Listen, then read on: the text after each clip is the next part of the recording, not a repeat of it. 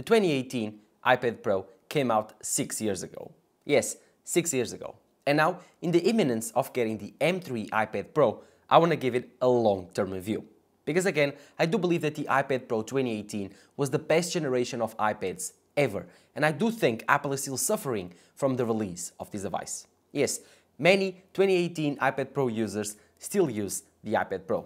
And I'm one of them. So, if you are excited, drop a like down below, subscribe to the channel, let me explain you why the iPad Pro 2018 was so successful. The iPad Pro 2018 came out in 2018. Again, this was the biggest redesign to the iPad era. This was the first time that Apple introduced this design language of the squared off sides with the edges a bit chamfered. So they are smooth edges, but still squared off sides. The iPad Pro was a pioneer, an innovation. Apple always had the iPad Pro at that point as one of the sharpest and tip-top of technologies that they had. The iPad Pro was their playground. And with this iPad Pro, the 2018 generation, they introduced a lot of things. Mainly the Apple Pencil second generation that still lives on today in 2024. And of course, the design language, Face ID on iPad, USB-C on the iPad, the newer design, no home button. Oh my god, so many new features for the iPad Pro that is crazy. But Apple is still suffering from this iPad Pro because it was so good that they cannot find any excuse for anyone to upgrade. So now, 2018 iPad Pro users, they don't find any reason to upgrade for the 2020, 2021, 2022 generations because they are the same. They have one more camera, they have the mini LED display, they have the newer generation of M1 family chips. But iPadOS does not take advantage of that. And the 2018 is way more than enough. You have 120 Hz, you have the new design, you have a decent camera, you have amazing Apple Pencil support, the newest Apple Pencil, you have USB-C, you have amazing speakers, a quad speaker system, insane, the first time that Apple added to the iPad Pro with huge quality. This iPad Pro was so overkill, just like the M1 Max and M1 Pro MacBook Pros were, that Apple has had tons of troubles in the last 6 years convincing us to upgrade from the iPad Pro. And for you to understand why Apple cannot release these huge upgrades, look at the past iPad Pro sales. They have been down, very down. Not just because of this device, but mainly because of this device. Again, I know that iPadOS has been disappointing. A lot of people don't find it worthy enough to upgrade or even to buy an iPad. But this iPad Pro, again, I dare you, go ask around. How many people have the 2018 iPad Pro? Tons of them. If you go into a university, you will find tons of these 2018 iPad Pros. Again, now they are super cheap, they still have 120 Hz, the A12X chip found here is super powerful, the speakers are amazing, this is an incredible streaming device, incredible airplane device. This is perfect and is super cheap now. So Apple released a great device. And the only thing that I noticed now, 6 years later, being kind of not the best, is the battery. The battery 6 years later is getting a bit degraded. I would say it's about 80% of battery health.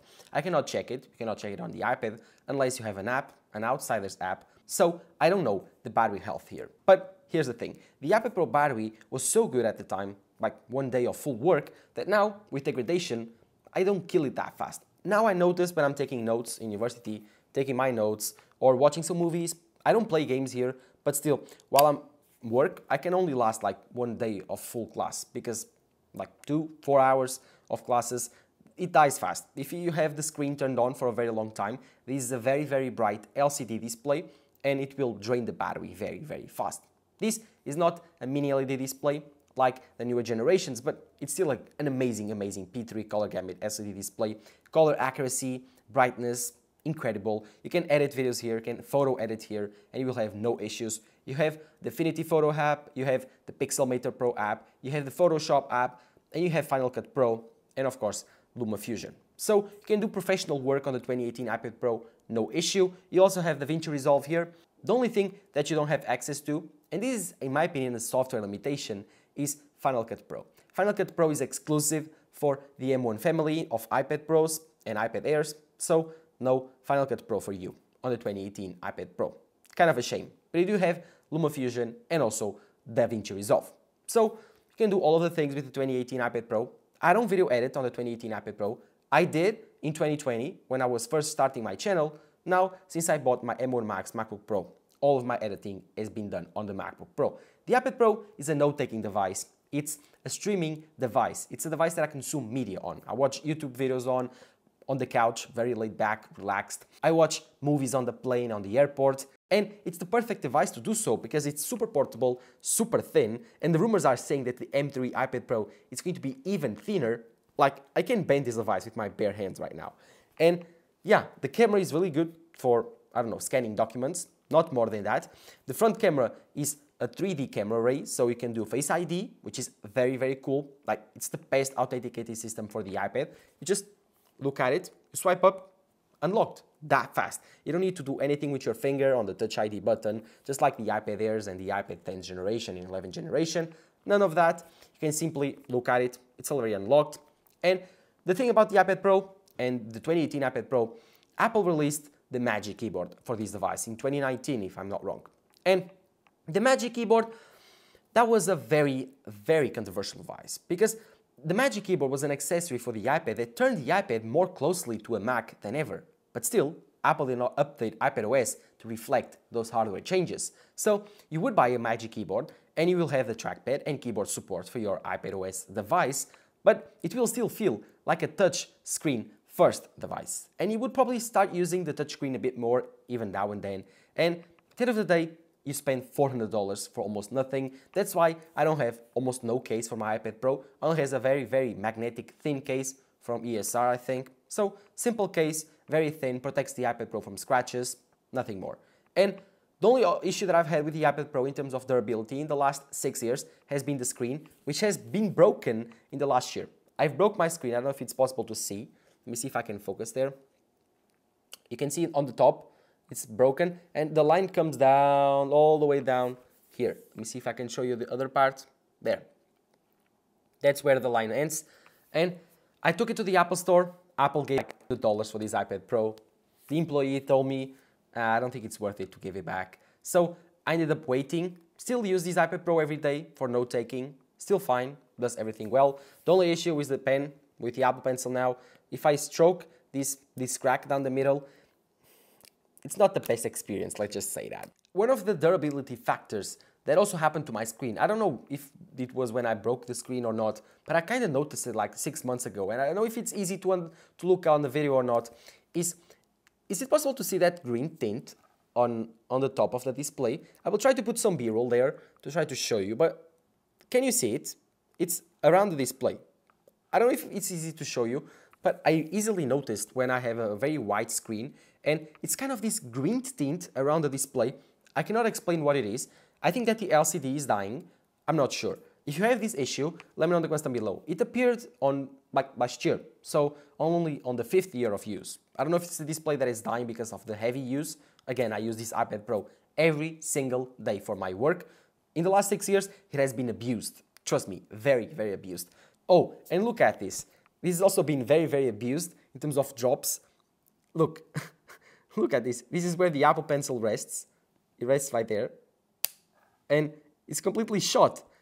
It's like someone ate part of the aluminum frame. Yeah, that's not nice. But again, it's still alive. 2 years of very, very damaging, but the first 4, this iPad Pro was just fine. In the last 2 years, yeah, it kind of took a toll on its age. But in terms of durability, nothing more to report. But I can live with it, and I can wait for the M3 iPad Pro, which are rumored to be a new complete redesign. At least a redesign, not complete. Because Apple knows they cannot give you a complete redesign now. They will change the screen from a mini LED display to an OLED display. That's big. And I'm glad that I stuck with an LCD iPad Pro. Now the big change is going to be even bigger. Because going from LCD to OLED is so much bigger than going from mini LED to OLED. So I'm excited for that.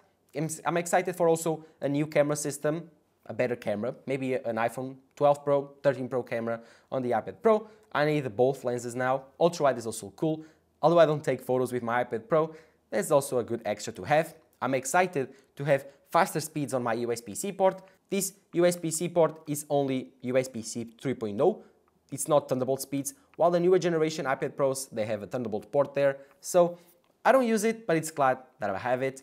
And then I'm excited to have, I don't know, maybe a bigger display. According to rumors, the M3 iPad Pro is going to have smaller bezels, it's going to be even thinner and lighter. So I'm like, wait, it's going to be thinner, bigger screen, smaller bezels. Oh my god, this iPad Pro is going to be super thin and it's going to be very, very expensive. The only thing that I actually do care about this is OLED. And from what you heard, me describing what I'm excited for the iPad Pro, how many of those features is essential for you? One, maybe OLED, maybe the M3 chip, nothing more. And that's the reason why people are not upgrading the 2018 iPad Pro. The cameras, the Thunderbolt port, smaller bezels, thinner device, which is already very, very thin, mini LED or OLED display. Why would you upgrade? The 2018 iPad Pro is everything you need in iPadOS, unless Apple gives us new software on WWDC. That would be the reason for upgrading the 2018 iPad Pro. My reason, it's broken. Your reason might differ, but I do advise you, if you have a 2018 iPad Pro, do not spend money unwisely. If it's still good, runs fine, good for note-taking, for university, for your work, do not upgrade it. Yes, I know, it's 6 years old, but has the experience been bad in the last 6 years? Is the experience bad currently? No, certainly it is not. Again, the battery is a bit short, but it's good enough for note-taking, for university work. And yeah, if you like drawing with the Apple Pencil, it still supports the second generation Apple Pencil, the best one in the market right now, although the M3 iPad Pro is also rumored to have a newer generation Apple Pencil. No, for FaceTime, it still features the camera on the portrait orientation instead of having the landscape orientation, and the M3 iPad Pro will probably fix that according to rumors. Other than that, what's actually new that excites you, that makes you upgrade? If you are an Apple sheep, if you love technology, I'm certainly you will, just like me.